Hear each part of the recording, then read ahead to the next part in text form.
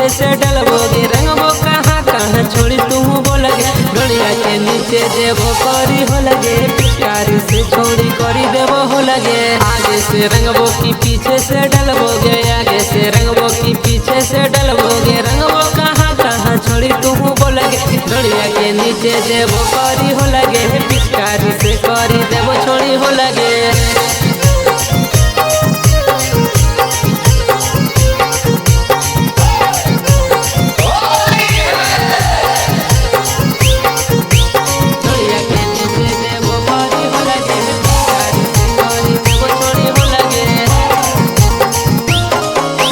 चढ़ते फागुन इल्ही नई हर गे रंग देवो चोली सया कर सवर गे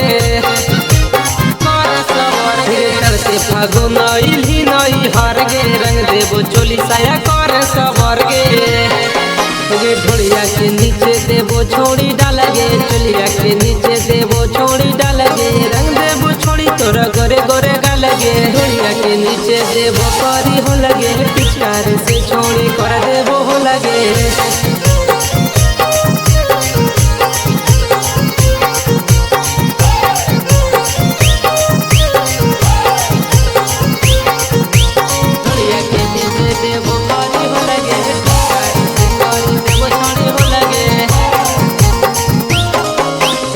फागुन छोड़ी रंगे देना चोली चले ना छोड़ी गे यही रटोली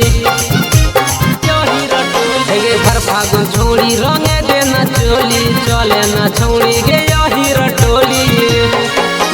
संजीवा कासा के रंगे दे चोली कुंदन शीशा के रंगे दे चोली मारो हिलोर पिचकारी के छोड़ी ढोलिया के नीचे देवो करी हो लगे पिचकारी से छोड़ी कर देवो हो लगे।